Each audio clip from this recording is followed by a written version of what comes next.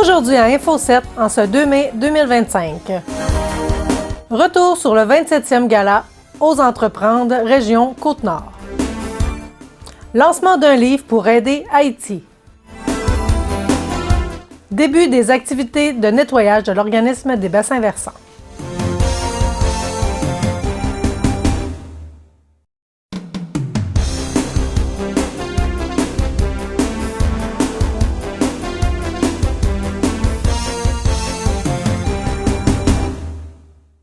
Bonjour à tous et à toutes, bienvenue à votre bulletin de nouvelles. Le 30 avril dernier se tenait la 27e édition du concours québécois en entrepreneuriat, le défi Ose entreprendre, pour la région Côte-Nord. C'est environ une soixantaine de personnes de partout sur la Côte-Nord qui se sont réunies au Danube bleu de Forestville et en visioconférence pour connaître les lauréats parmi les 24 finalistes dans différentes catégories. Voici les entreprises qui se sont débarquées par le jury. Tout d'abord, dans le volet scolaire, il y avait 7 finalistes, dont 3 projets d'entre eux qui ont reçu des bourses, soit les bijoux de la mer de l'école Netagamiou de Chevery, l'artisan du tranchant de l'école Serge Bouchard de Bécomo et Bibli-Costume de l'école Gabriel Dionne de Tête-à-la-Baleine. Pour sa part, le projet paranordique du cégep de Bécomo a reçu le prix dans le volet étudiant. Du côté du volet entreprise, 11 finalistes étaient en lice. Dans la catégorie Service aux individus, le lauréat est Cœur sauvage de Sacré-Cœur. La boîte à clés santé de Sept-Îles s'est vu remettre le prix dans la catégorie Service aux entreprises.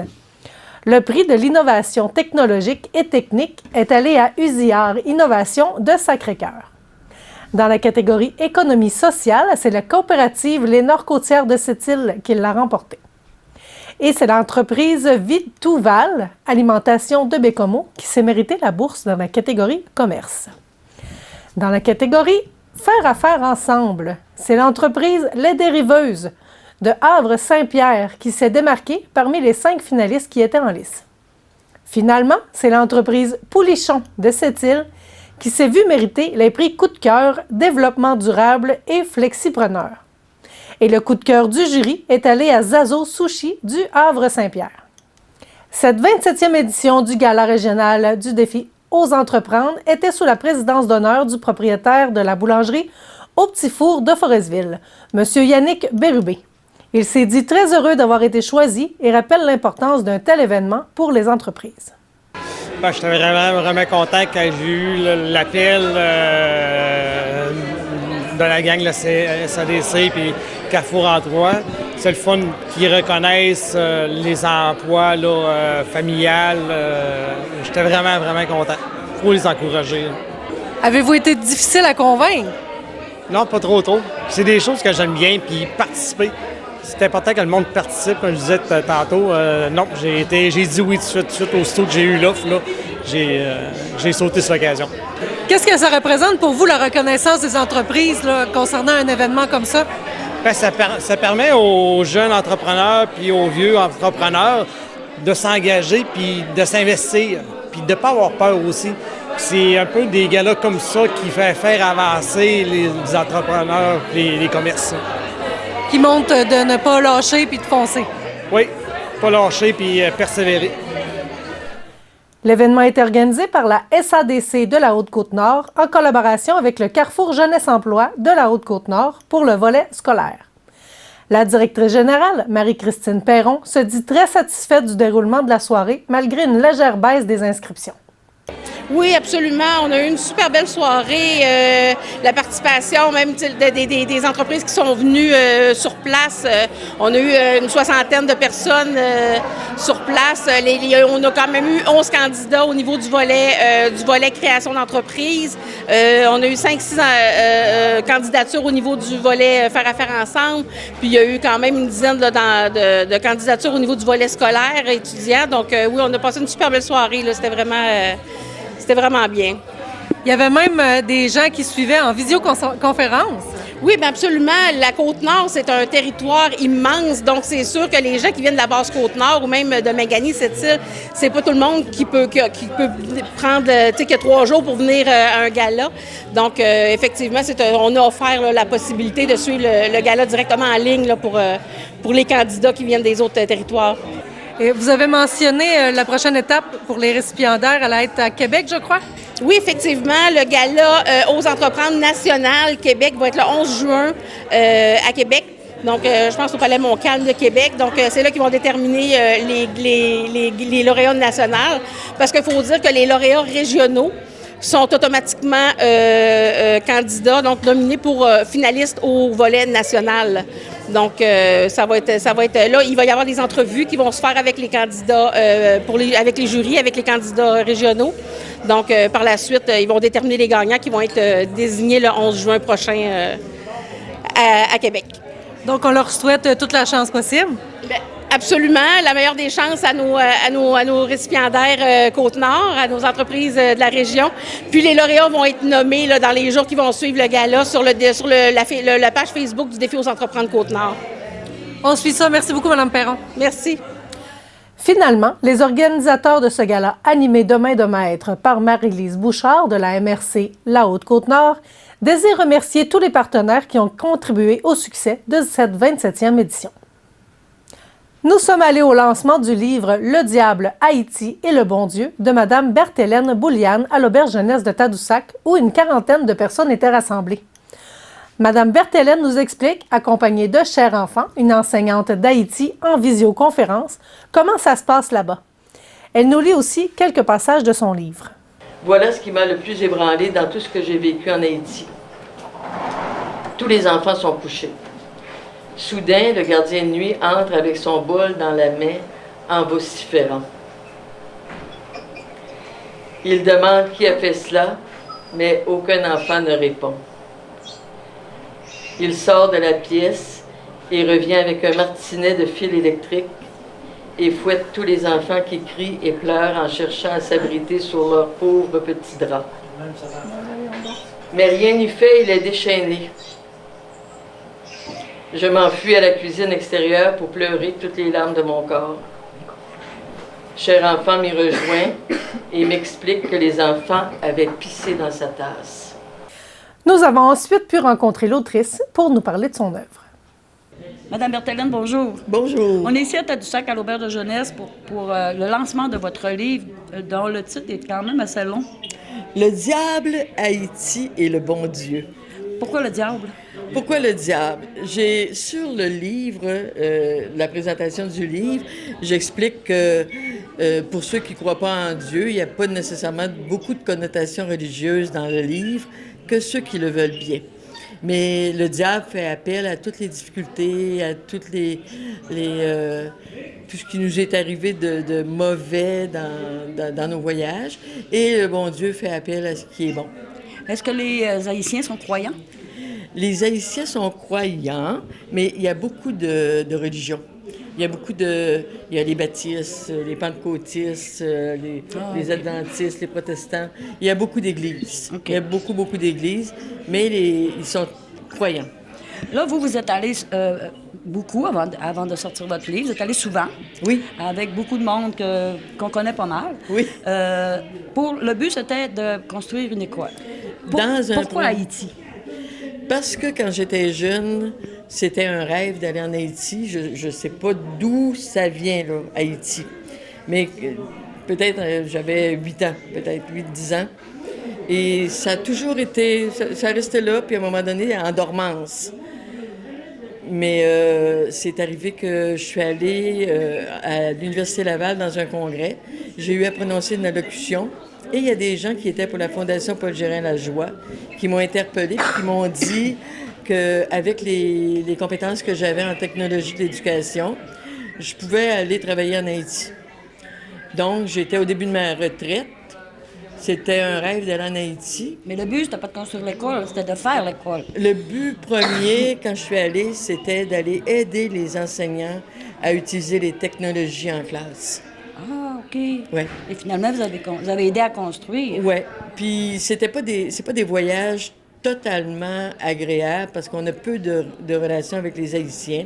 On est à l'hôtel, il y a la guérite avec les gardes armés toute la nuit. On peut pas sortir tout seul. C'est pas agréable. Je suis allée en Afrique après parce qu'ils avaient besoin de quelqu'un. Puis, c'était les mêmes conditions. Quand je suis revenue d'Afrique, j'ai dit... plus jamais.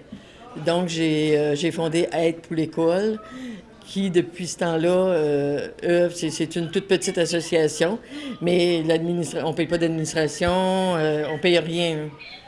Mais avez-vous appris à parler créole? Non, très Non? peu, très peu. Mais pour vous débrouiller? Non, j'ai toujours Cher Enfant avec moi, c'est ça. OK. Mais c'est qui, Cher Enfant, pour vous? Cher Enfant, depuis que je vais en Haïti, a toujours été notre support. Elle nous a supportés dans nos relations avec les gens, dans notre vie quotidienne, dans les achats, partout. Elle est partout avec nous. Mais elle fait quoi, elle, dans la vie? Cher Enfant, elle enseigne. C'est Ah, une c'est enseignante tout, OK. au préscolaire. OK. Et présentement, elle est en attente pour s'en venir travailler au Québec pour venir me rejoindre. Mais elle ne peut pas sortir d'Haïti. Donc, elle n'est jamais venue encore, là? Non, Elle n'a jamais vu ça? non. Là, j'imagine, vous êtes allé plusieurs fois. Allez-vous y retourner? Ben, pas là. Non? Pas là. C'est À trop cause des dangereux. bandes armées. L'aéroport ne fonctionne pas. OK.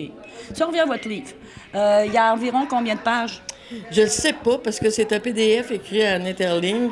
Peut-être... puis c'est écrit sur du 8,5 par 11. Tu sais, c'est pas du tout le même format qu'un livre papier. C'est ça que je peux pas dire. C'est un tout petit livre. De mots, je me souviens plus il y a combien de mots.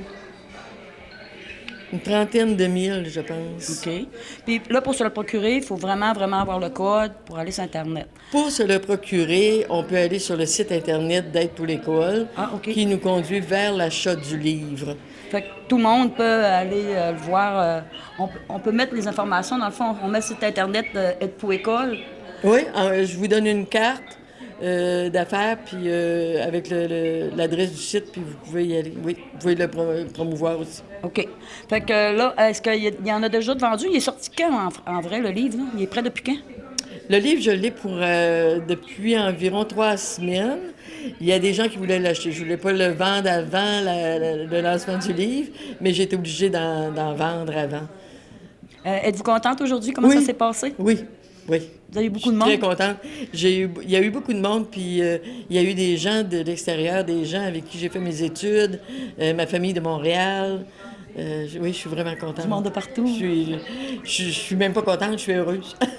Ben, moi, je suis contente pour vous, en tout cas. J'espère que ce ne sera pas votre premier livre. Ben, c'était pas votre premier, là, mais votre vrai premier livre. Non, vrai premier. Parce que je pense pas que vous allez arrêter d'écrire pour Je sais autant. pas. Je sais Mais pas. écrivez-vous J'ai encore? beaucoup.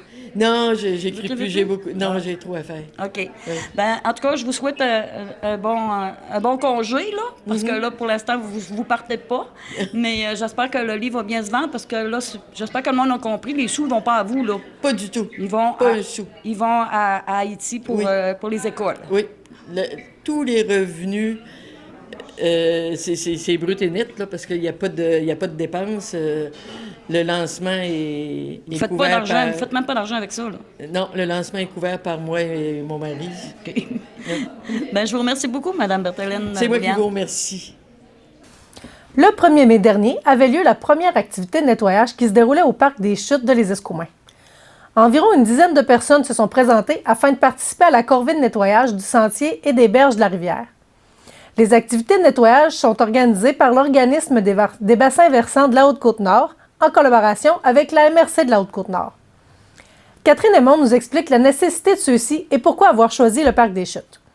Pourquoi on fait une activité de nettoyage aujourd'hui? C'est un peu dans le cadre de Juin Modelot, parce que cette année, on a reçu des sous pour faire vraiment des activités de nettoyage. Le thème de Juin Modelot, c'est ensemble, faisons briller notre or bleu. Donc, briller, nettoyer, concept.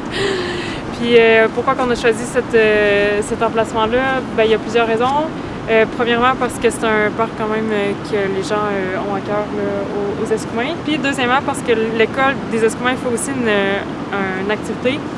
Puis c'est un petit peu plus dans le village, donc pour pas faire deux fois les mêmes emplacements. Stéphane Roy, conseiller en gestion des matières résiduelles, nous explique l'implication de la MRC dans ce projet. La MRC organisait déjà des nettoyages comme ça par le passé et aussi le nettoyage des dépotoirs clandestins. Donc, nous, on a un côté plus matériel, donc on a des chaudières, des sacs, tout ça. Et après ça, on va gérer ce qu'on va ramasser. Et aussi, lorsqu'on fait un nettoyage comme ça, c'est pas juste de ramasser les objets, mais on va essayer de les caractériser. Donc, on va essayer d'avoir une idée de combien on a ramassé, entre autres, ici, c'est plein de mégots de cigarettes.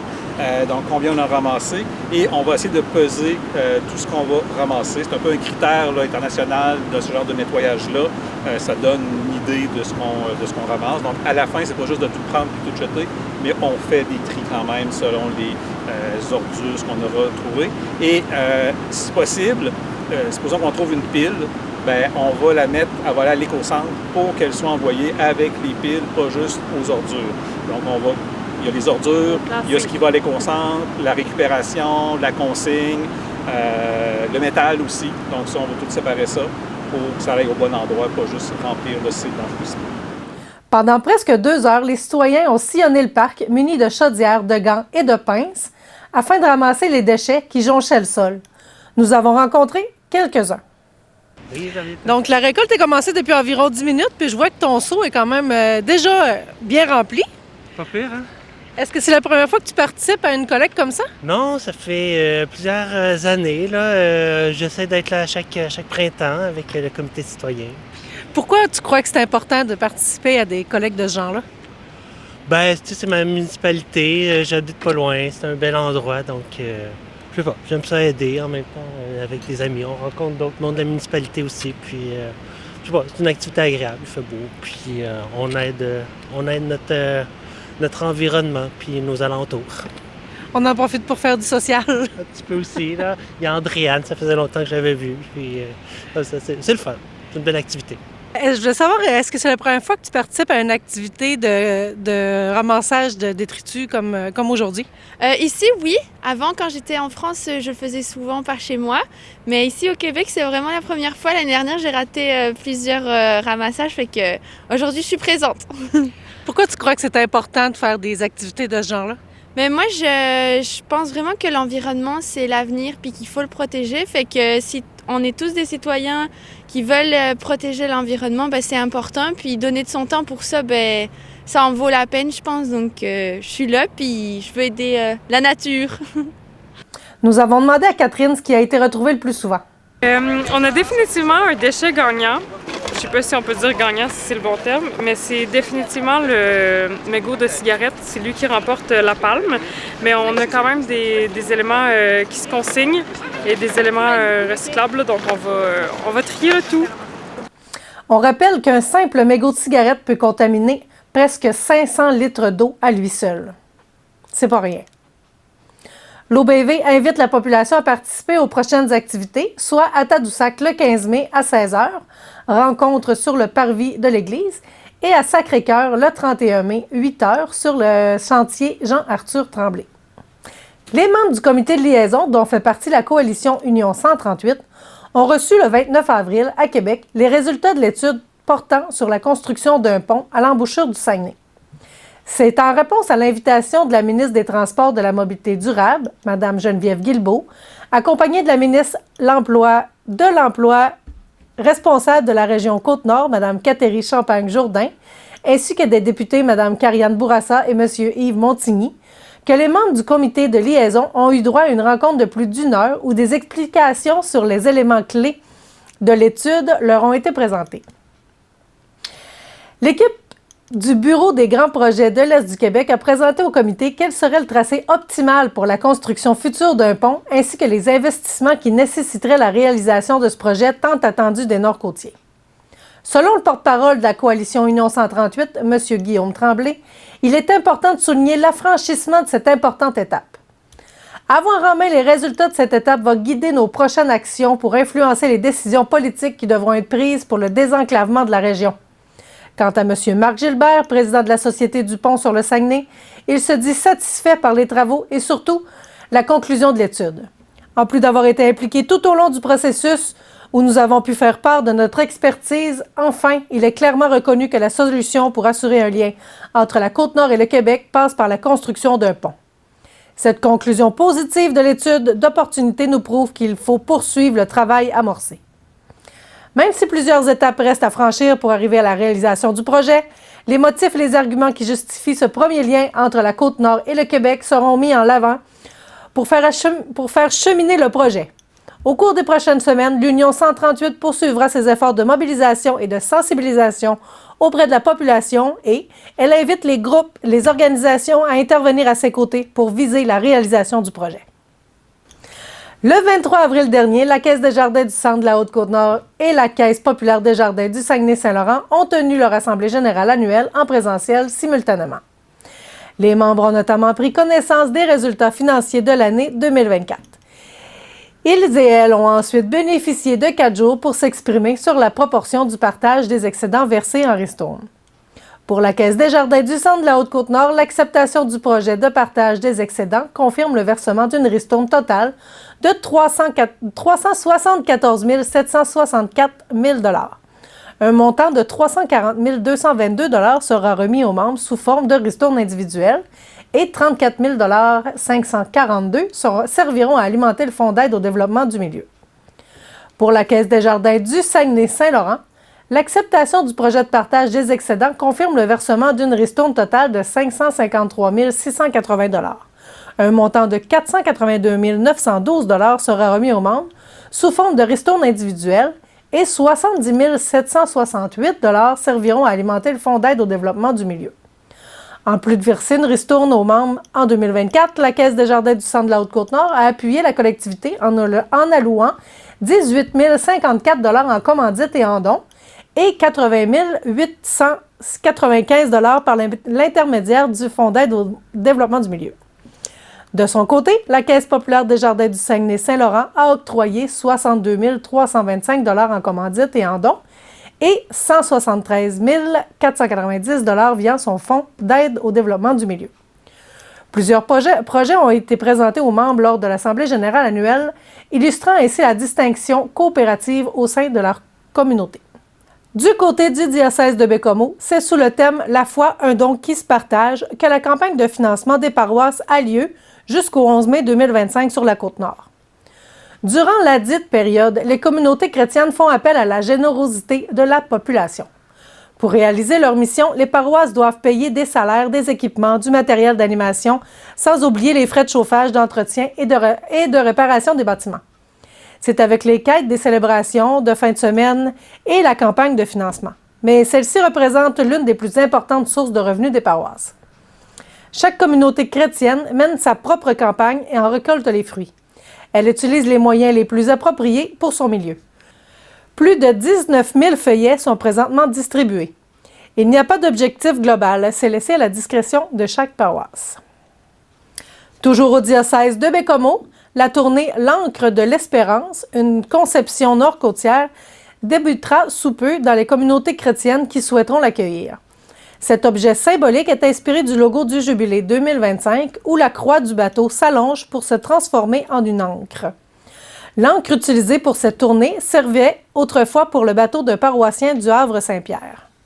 Cette tournée s'inscrit dans la tradition diocésaine initiée avec la croix pèlerine à l'occasion de l'année de la foi en 2013 et de l'année de la vie consacrée en 2015. Cette tournée crée des liens entre les croyants et les croyantes qui vivent un temps fort dans leur Église, puis transportent l'objet symbolique dans la paroisse suivante. Ils se sentent ainsi connectés les uns aux autres dans la prière. Du côté de la Haute-Côte-Nord, la tournée va comme suit. Samedi le 3 mai 2025 à Tadoussac, jeudi le 8 mai, Portneuf-sur-Mer, vendredi le 9 mai, Forestville, samedi 10 mai, Colombier et se terminera pour la Haute-Côte-Nord le 11 mai à Saint-Marc-de-la-Tour. La Fondation du Centre de santé des Nord-Côtiers a récemment fait un don pour l'achat d'un appareil Airvo pour les soins aux usagers atteints d'une insuffisance respiratoire aiguë. Il sera utilisé principalement à l'unité d'hospitalisation au premier étage du Centre de multiservices de santé et de services sociaux des Escoumins. Il pourrait aussi être utilisé à l'urgence.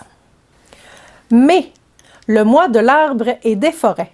L'Association forestière Côte-Nord, en collaboration avec le ministère des Ressources naturelles et des Forêts, vous invite à célébrer, en mai, le mois de l'arbre et des forêts.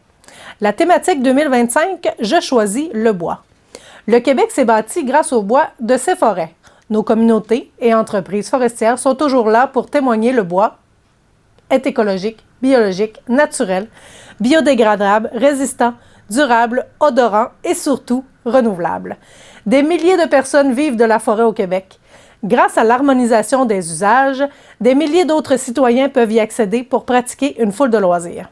Chaque année, le ministère des Ressources naturelles et des Forêts et ses collaborateurs invitent les écoles, les municipalités et les organismes à préparer des activités de sensibilisation dans leur localité. C'est ainsi que partout au Québec, les citoyens auront l'occasion de célébrer leur attachement à la forêt. Donc, les activités vont comme suit. À Tadoussac, plantation d'arbres à l'école. Chaque élève aura un arbre le 22 mai de midi à 15h30 à l'école Saint-Joseph. À Sacré-Cœur, ça débute avec une remise d'un arbre le 17 mai de 10h à midi devant l'édifice de la municipalité pour continuer le 22 ou le 29 de 8h à 11h avec une visite exclusive de l'usine de sciage et des usines de deuxième transformation. Au Bergeronne, démonstration des techniques de taille d'arbres le 18 mai de 9h30 à midi à la Pointe-à-John sur la rue de la Mer. Aux Escoumins, partez en promenade à la rencontre des arbres et de leurs secrets le 24 mai de 10h à midi au Sentier du Moulin.